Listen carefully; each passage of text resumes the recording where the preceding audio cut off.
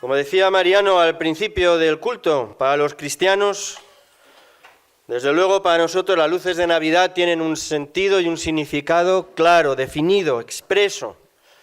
Y nos permite recordar que así como la luz siempre vence a la oscuridad y siempre la vida que viene de Dios por medio de su Hijo Jesús vence a cualquier sombra de muerte, pues así para cada persona y así para el mundo entero. Esta es una verdad que nos gozamos en vivir y nos gozamos en anunciar. Esto es lo que da sentido a todo formato de luces, sean las de Adviento, las del árbol, las otras, las que podamos colocar. A veces el sentido de las cosas se disipan, pero desde luego no en nosotros. Cuando nos juntamos los miércoles en el tiempo de intercesión como iglesia, orando por diferentes necesidades, hace un tiempo que dejamos una vela sencilla encendida.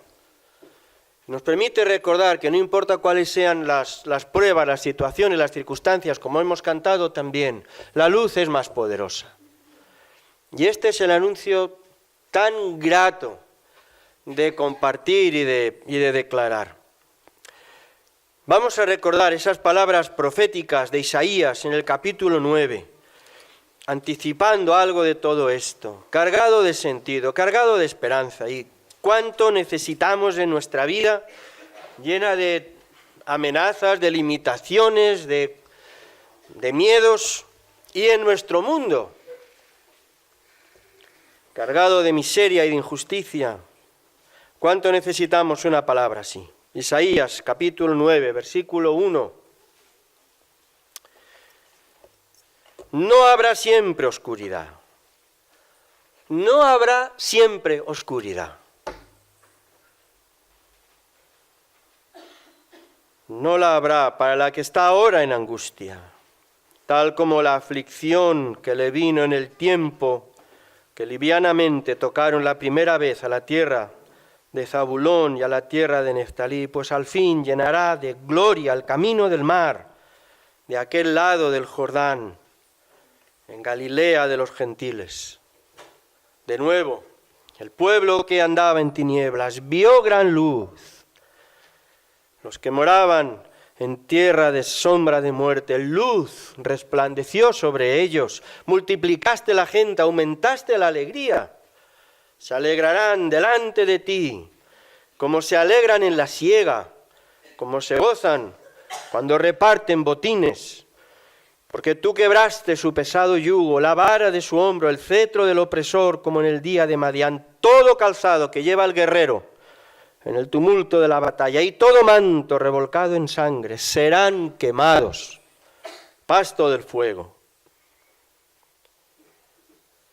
Porque un niño nos es nacido, hijo nos es dado, el principado sobre su hombro. Se llamará su nombre admirable consejero, Dios fuerte, Padre eterno, príncipe de paz.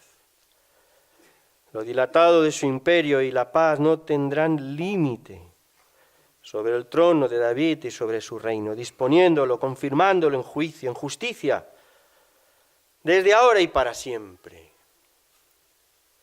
El celo del Dios de los ejércitos hará esto. La paz, la paz, la paz. En ese sentido tan profundo que tiene esa palabra en el vocabulario judío, la paz. Lo perfecto, lo completo, lo pleno, lo redondo, la paz. No solo la ausencia de gritos, de líos, de escándalos, más profundo. El anhelo cumplido, la satisfacción perfecta de todos los clamores, de todas las angustias, de todas las imperfecciones. Y el texto escoge una manera tan penetrante de decirlo, porque lo dirige, dice el versículo 1, a las tierras de Zabulón y de Neftalí, aquella parte de Israel que correspondió después de la salida de Egipto, la parte que correspondió a estas dos tribus, en lo que después se dio en llamar Galilea. Por eso, al final del versículo, habla de la Galilea de los gentiles, la tierra más pobre, tierra de aflicción, dice este versículo, literalmente, tierras tratadas con desprecio. Las tierras de Zabulón y Neftalí en el norte de Israel, en Galilea, fueron las primeras que cayeron en manos de Asiria, y su gente fue deportada, y sus tierras, de hecho, convertidas en provincias de Asiria. Los últimos de los últimos. Y dice el profeta, pero no habrá siempre oscuridad. No siempre será así. No habrá siempre oscuridad para la que está ahora en angustia. Versículo 2. Este pueblo que andaba en tinieblas vio gran luz. Los que moraban, recordáis el Salmo 23, en tierra de sombra de muerte, en valle de sombra de muerte, luz resplandeció sobre ellos. La luz, la vida, la esperanza. Vivimos sociedades acobardadas por el miedo, algunos justificados, otros interesados, miserablemente interesados.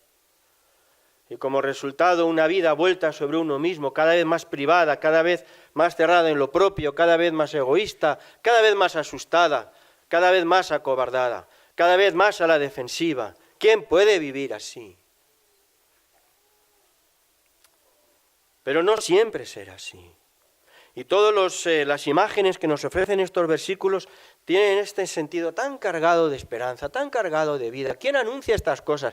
¿Sabéis qué pasa? Que entre otras razones, el miedo que acobarda a la gente los hace también más manejables, los hace también más serviles, los hace más dependientes de otros.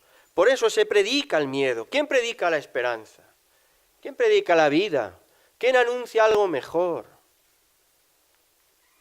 Lo hace la palabra de Dios. Y de nuevo, esa es la luz que nosotros encendemos y ese es el sentido que nosotros le damos.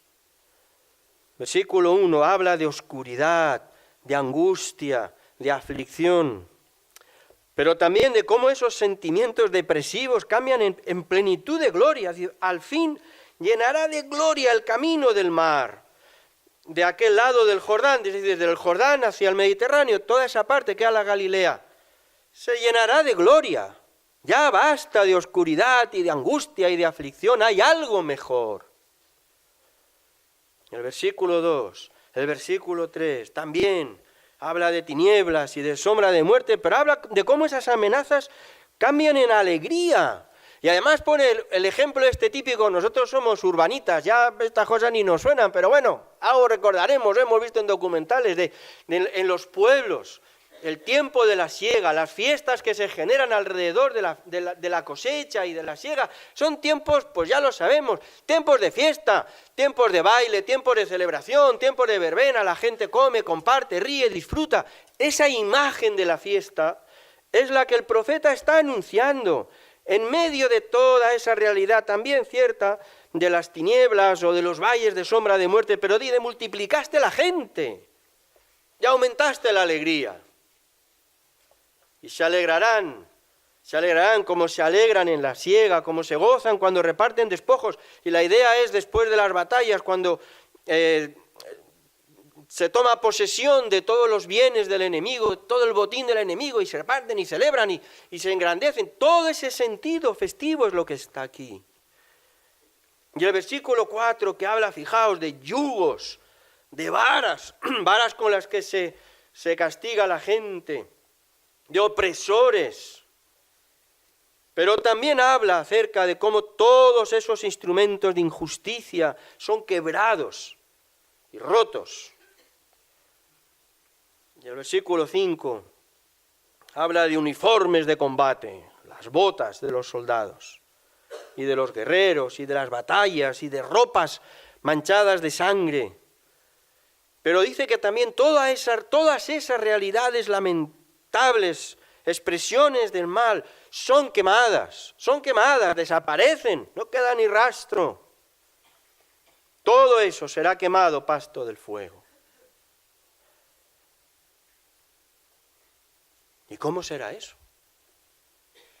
¿Y quién podrá hacer eso?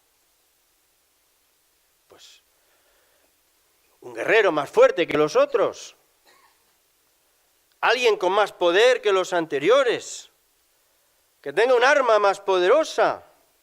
¿Quién puede traer esa plenitud de vida y de paz en medio de tantísima miseria? ¿Quién puede traer tanta luz en medio de tanta oscuridad? Un niño, un niño.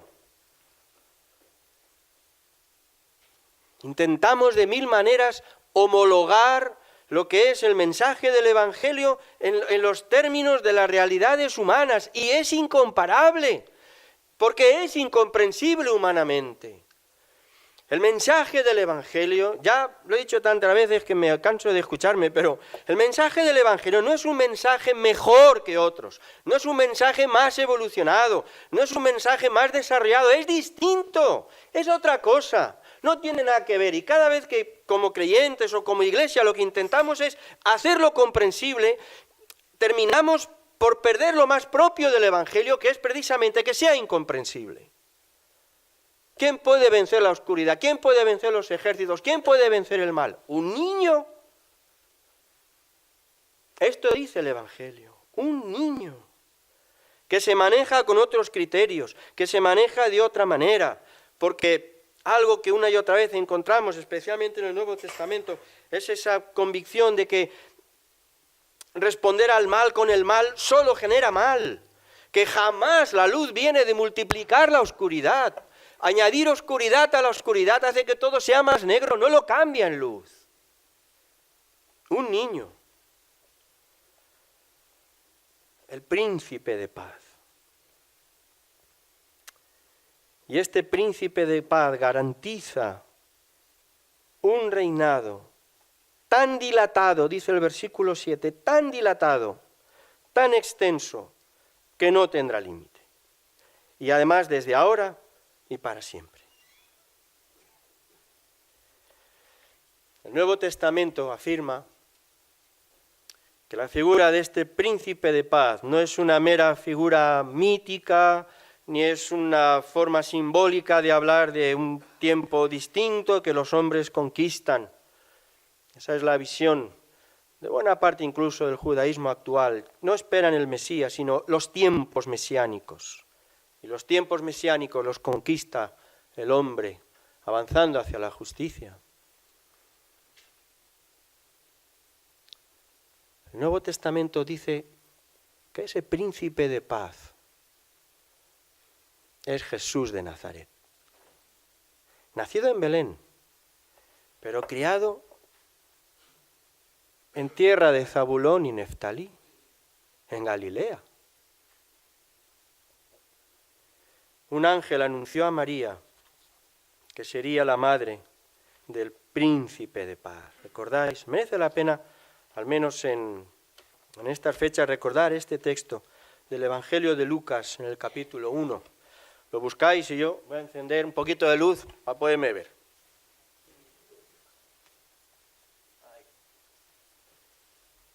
Capítulo 1, versículo 30. El ángel le dijo a María: no temas, has hallado gracia delante de Dios y ahora concebirás en tu vientre, darás a luz un hijo, llamarás su nombre Jesús, Salvador. Y este será grande y será llamado Hijo del Altísimo. Y el Señor Dios le dará el trono de David su padre.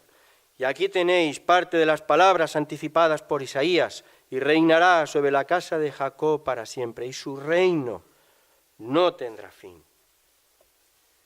Y apenas unos versículos después, en el capítulo 2, de nuevo el ángel se dirige a un puñado de pastores para anunciarles que cerca de ellos ha nacido el Salvador. Que con él, recordáis, capítulo 2, versículo 14, en la tierra paz, paz, buena voluntad de Dios, buena disposición, buen sentir, buena actitud, buenos deseos de Dios para con los hombres. Nos quedamos en el Evangelio de Lucas. Vamos al capítulo 4. Años después de este anuncio, en una sencilla sinagoga de Nazaret, un sábado por la mañana, Jesús se levantó en medio de la reunión y tomó el libro del profeta Isaías y tomó unos textos distintos a los que hemos leído, pero cercanos, en el que el profeta de nuevo anuncia la paz completa que viene al mundo. Con estas imágenes, el Espíritu del Señor está sobre mí, por cuanto me ha ungido para dar buenas nuevas a los pobres y me ha enviado a sanar a los quebrantados de corazón y a pregonar libertad a los cautivos y vista a los ciegos, a poner en libertad a los oprimidos y a predicar la paz de Dios, el año agradable del Señor. Cientos, seguramente miles, habían leído en aquella misma sinagoga este mismo texto, pero esta vez pasó algo distinto. Porque dice el texto que enrollando el libro, lo dio al ministro, se sentó en el gesto de quien va a hablar, y los ojos de todos en la sinagoga estaban fijos en él, y comenzó a decirles: hoy se ha cumplido esta escritura delante de vosotros. Isaías advirtió de un camino para la paz distinto al imaginado por los hombres. Y señaló una figura distinta a todas las imaginadas para hacerlo posible. Y habló de un cordero. No de un guerrero, no de un luchador, no de un ejército. Así como había hablado de un niño, habló del Cordero de Dios. Y por eso cuando Juan el Bautista vio a Jesús y le reconoció, dijo de él: he aquí el Cordero de Dios. Este es, aquí está, el príncipe de paz. Con todo, cuando Jesús llegó, Israel no le reconoció. Después de siglos esperando al Mesías, no lo reconocieron en aquel Jesús. Delante de algunas personas que conocían las Escrituras, que se dedicaban a su estudio, Jesús hizo unos milagros prodigiosos, pero aquella gente, en lugar de reconocer en este Jesús al príncipe de paz, lo que pensaron que tenían delante era a un endemoniado. Es por el poder de Satanás que hace estas cosas. Tampoco hoy Jesús es reconocido por muchos. Tampoco hoy se aprecia en Jesús el príncipe de paz, que puede traer plenitud y paz a las personas, a las naciones, al universo entero. No sucede así, ¿no? Para los contemporáneos de Jesús seguramente estaba demasiado cerca, y en fin, toda aquella expectativa tan universal convertida en una figura concreta a los ojos, seguramente era algo que les desbordaba. Entonces quedaba demasiado cerca y hoy queda demasiado lejos. De Jesús, 2000 años, qué complicado, ¿no? En estos días hay muchos para los que no hay verdad alguna en el ámbito espiritual. Todo eso no son más que elementos de la adolescencia del ser humano, pero ya el ser humano ha crecido, ya no necesita esas muletas, esos apoyos. Lo espiritual no deja de ser una fantasía. Curiosamente, para otros sucede todo lo contrario, al revés, todo lo espiritual es verdad. Y para aquellos que tienen cierta sensibilidad o cierto respeto hacia el ámbito de lo espiritual, pues este es el sentir mayoritario. Lo hemos oído cientos de veces. En el fondo, en el fondo todas las religiones son igual, porque en el fondo todas las religiones predican lo mismo. Pues predican el amor y predican la paz y predican hacer el bien al prójimo. De manera que todo y todas pues son verdad, son igualmente ciertas. E incluso una reivindicación creciente de que no hace falta ningún tipo de religión para ser sensible a lo espiritual. Hay una espiritualidad atea, cada vez más creciente, una espiritualidad sin Dios, que no busca fuera de uno, sino dentro de uno. Y hay todo un desarrollo acerca de esto, ¿no?, que se traduce luego en tantísimas cosas que hoy escuchamos continuamente. No hay que buscar fuera, no es en un libro, no es en una iglesia, no es en una fe, no es en un credo. La verdad, que es espiritual, es cierto, pero esa verdad está dentro de uno. Y lo que uno tiene que hacer es buscar dentro de sí mismo. Y ahí se encuentra y conecta con la verdad espiritual que engloba el cosmos entero. Jesús resulta incómodo. Jesús necesariamente es incómodo para este mundo y para este contexto, porque en este punto, este príncipe de paz resulta rotundo. Aquella gente que dudaba acerca de su condición, de bueno, será, no sé lo que será, desde luego no es el príncipe de paz, no es el que esperamos. Él les dijo, mirad, el que no es conmigo, contra mí es. Y el que conmigo no recoge, desparrama. Yo soy la luz del mundo. Yo soy la luz del mundo. Yo lo soy. Probablemente no hay mensaje más incómodo para nuestro mundo y para no pocos cristianos que esta declaración así rotunda, exclusiva, es que no se puede andar así por la vida. Hemos superado esa fase. La verdad siempre se escribe con minúsculas, porque hay muchas, porque es una falta de respeto, es una falta de consideración hacia las ideas y los pensamientos de otros. No se puede decir así, y de hecho en algunos aspectos ni siquiera legalmente se puede ya decir así. Pero Jesús dice, yo soy el príncipe de paz, yo soy la luz del mundo. Y además, no hay muchas opciones, solo hay dos, o estás conmigo o estás contra mí. Y muchos dicen, no, de ninguna manera, pero si eso es lo que intentamos a toda costa, no posicionarnos nunca en nada. No sabemos, no contestamos. Nosotros somos de la abstención, es una cultura que se abstiene de todo. Y por eso el mensaje del Evangelio resulta tan incómodo, en un sentido tan fuera de época, porque Jesús no permite eso, no podemos abstenernos.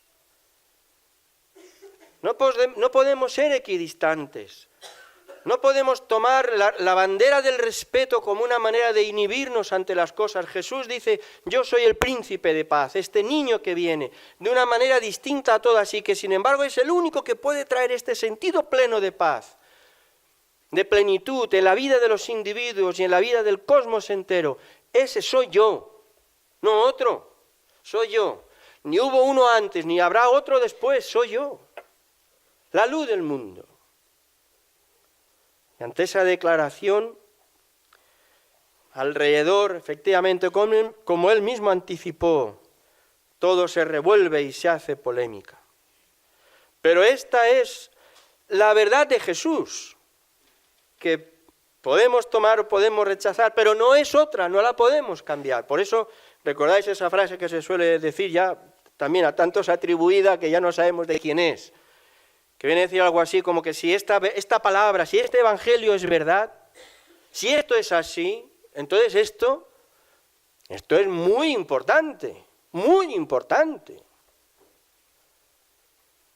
Y si no es verdad, si Jesús no es el príncipe de paz, si no es ese niño capaz de cambiar si no es así, pues entonces el evangelio no es importante en lo más mínimo, en absoluto. ¿Cómo podemos tomar en serio algo que es una mentira desde su raíz?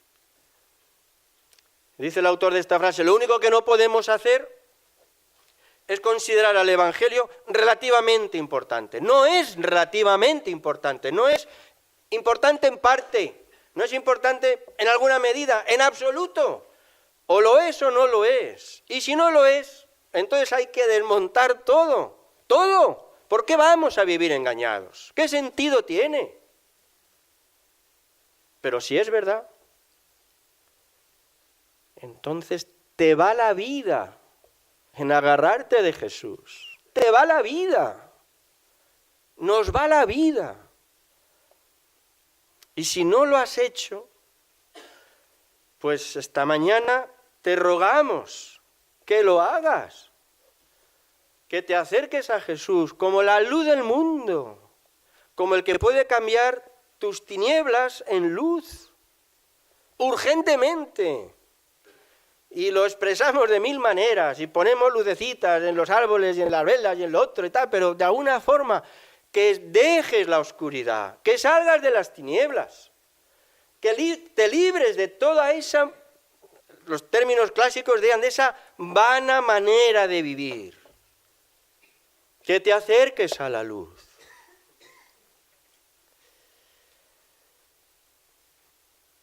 Jesús resulta incómodo también porque es verdad, habla de paz y de amor y de armonía y todo eso, como otros muchos. Pero habla también de arrepentimiento. Y como en algunas otras cosas fundamentales, nadie habla de esto.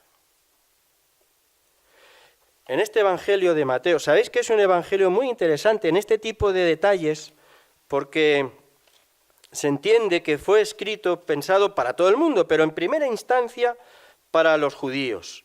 Por eso es el Evangelio que contiene más referencias al Antiguo Testamento, más profecías y más detalles que solo los judíos podían entender claramente. Y por eso, después de haber leído Isaías, es que nos quedamos en este Evangelio. En el capítulo 4, cuando Jesús comienza su ministerio, después de las tentaciones en el desierto, después de los años de anonimato, cuando comienza a anunciar su verdad y su mensaje, dice, capítulo 4, versículo 12, que volvió a Galilea, otra vez, para empezar entre los últimos de los últimos, para anunciar la luz donde más oscuridad habían padecido. Volvió a Galilea, dejó Nazaret, donde se había criado, habitó en Capernaum, una ciudad, dice Mateo, en la región de Zabulón y de Neftalí. No lo dicen otros evangelios. Probablemente quienes los leyeran al principio, griegos, gentiles, no entienden, les diría igual. A los judíos no. Y de hecho, para que no quede duda, el mismo evangelista escribe la referencia. Habitó Jesús en esta ciudad de la región de Zabulón y de Neftalí para que se cumpliese lo dicho por el profeta Isaías. Cuando dijo exactamente esto, tierra de Zabulón, tierra de Neftalí, camino del mar, al otro lado del Jordán, entre el Jordán y el Mediterráneo, Galilea de los gentiles. Y recuerda, Jesús mismo, esta declaración. El pueblo asentado en tinieblas vio gran luz. Y a los asentados en región de sombra de muerte, luz les resplandeció. Y desde entonces, dice el evangelista, desde entonces comenzó Jesús a predicar. Arrepentíos, porque el reino de los cielos se ha acercado. Todas esas profecías, toda esa esperanza, toda esa visión de cómo lo oscuro, lo malo, lo injusto, lo perverso, todo eso es triturado, arrasado, eliminado y en su lugar resplandece, crece y se desarrolla la luz y la vida y lo bueno y lo honroso. Toda esa imagen va precedida de esta otra palabra, del arrepentimiento. Jesús resulta incómodo, porque nos advierte de algo de lo que ya el Antiguo Testamento venía advirtiendo también. No hay paz para el impío. El Evangelio es el anuncio de la paz. Hay una paz en ese sentido pleno, completo, rotundo, este sentido que, digamos, resume todos los anhelos humanos. Viene de la mano de Jesús, a tu vida y al mundo si lo escucha. Pero no hay paz, no hay acceso a esta paz para el impío. Y a veces pensamos que el impío, el malvado, el monstruo, pero literalmente el impío es la persona sin Dios. Y hay muchas personas sin Dios que no son malas personas, que son buenas personas, que son bellísimas personas, pero son impíos, porque viven sin Dios. Y si tú vives sin Dios, no tienes acceso a esta paz que solo viene de Dios. A veces pensamos que esa imagen del pecado, de lo que a Dios no le agrada, todo eso tiene que ver con cosas terribles que hacemos. Pero no es del todo cierto. Eso es casi una cuestión secundaria. Lo que nos separa de Dios, la mayor queja que Dios tiene de cada uno de nosotros es que somos rebeldes, que vivimos sin Dios, que en la práctica, incluso cuando hacemos el bien y cuando procuramos lo bueno, lo hacemos sin Dios, de espaldas a Dios, no le queremos en nuestra vida, no tiene un papel protagonista en nuestra vida, no condiciona nuestra vida, no dirige nuestra vida, no nos dejamos llevar por Él. Procuramos hacer las cosas lo mejor que podemos, pero sin Dios. No le queremos en nuestra vida. Y eso es lo que nos hace rebeldes, porque rechazamos su presencia en nuestra vida. Y si es tu caso, pues tú eres, lo diremos con su verdadero nombre, eres rebelde para con Dios. Eres impío, estás sin Dios y no hay acceso a la paz que Dios trae si no le das lugar en tu vida. Hay una realidad preciosa, sublime, única. Por más que siempre es imperfecta, en esta vida todo es imperfecto, pero nos acercamos a Dios en Jesús, recibimos algo, siquiera un poquito de su luz y de su resplandor, y todo cambia, todo cambia. Cambia la perspectiva de las cosas, cambiamos nosotros, las cosas a veces son las que son, pero claro que cambia, y cambiamos. Pero sin Dios no podemos acceder a esto. Nuestra rebeldía nos ha enemistado con Dios. Y eso es el pecado. A veces pensamos que esto, bueno, de los pecados, esto es una cosa... pecados dulces y salados. Hay una tiendecita de chuches al lado de casa. Qué gracioso todo, ¿no? Pecado, pues ¿a quién habla de eso? Llamadlo como queráis. Pero si estamos sin Dios, no tenemos acceso a la paz que viene de Dios.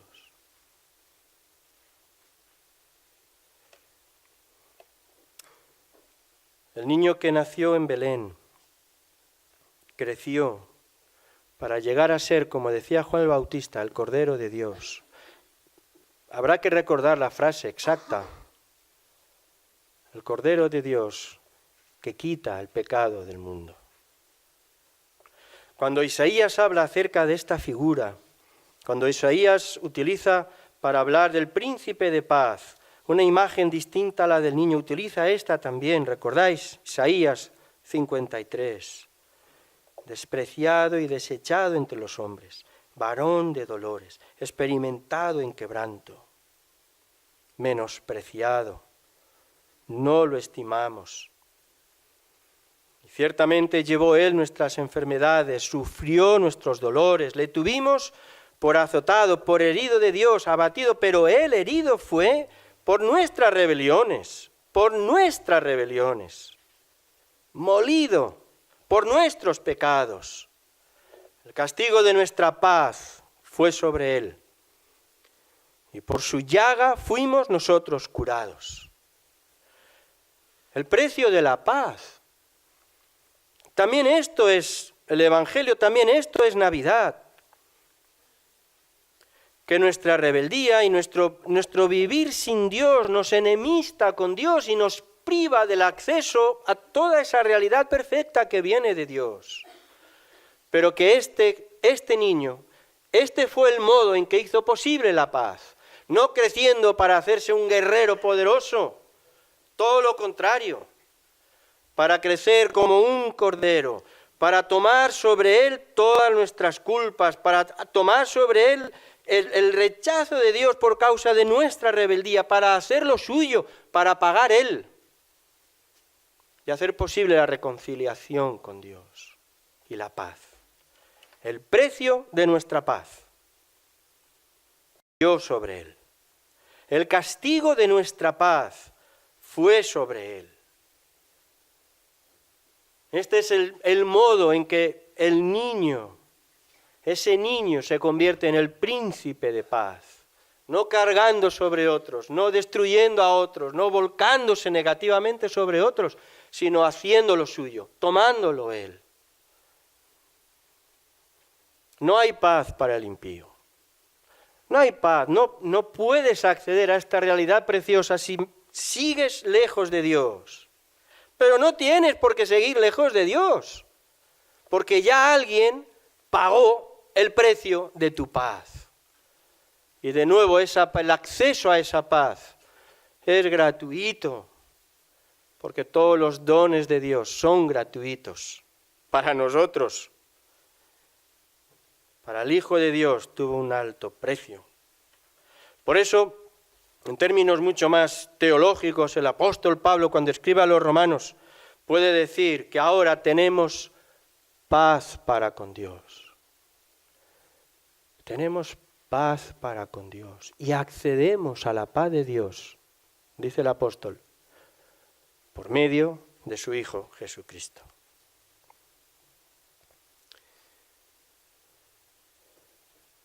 Déjame hacer una pregunta un poco más personal. ¿Has hecho las paces con Dios? ¿Estás en paz con Dios? Porque esa es la manera en que puedes acceder a esa paz que el príncipe de paz promete. ¿Has hecho las paces con Dios?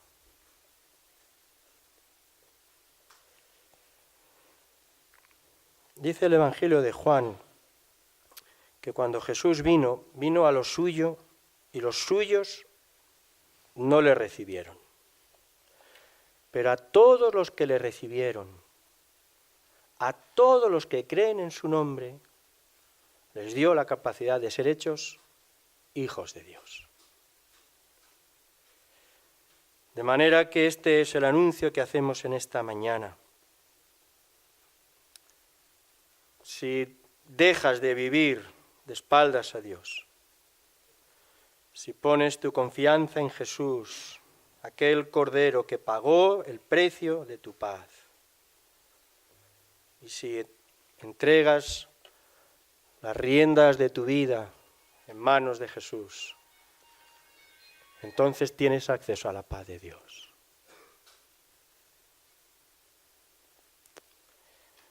La paz de Dios, que dice el apóstol Pablo, que sobrepasa todo entendimiento.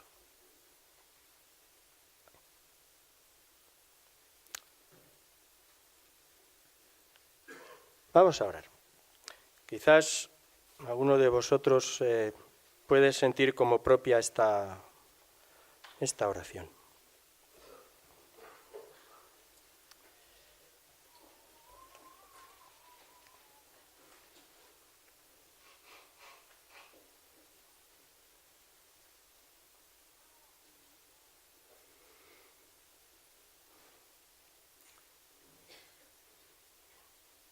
Señor Dios, reconozco que he vivido de espaldas a ti.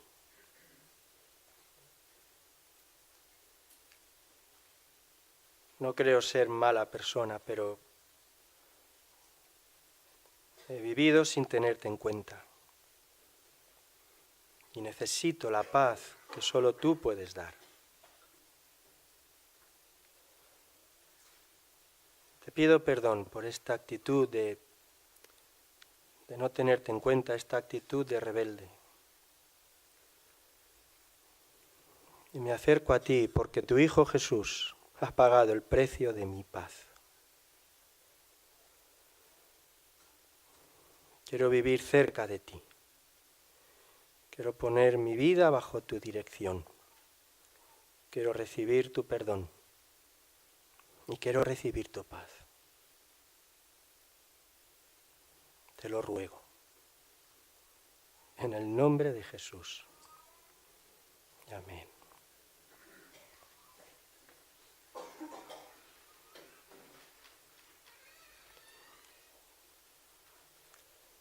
Yo no sé si has orado alguna vez así. Y quizás esta sea la primera vez que te expresas así delante de Dios. Si es el caso, yo te voy a rogar que te levantes un momentito para orar específicamente por ti. Y dar gracias, porque en ese cambio de actitud, la paz de Dios viene a tu vida.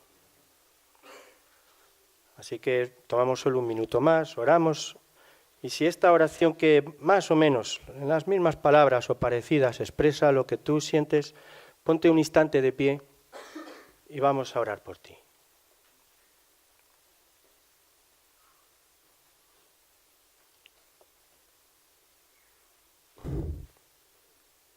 Gracias, gracias, hombre. ¿Alguien más? Vamos a orar. Porque Dios es fiel a su palabra.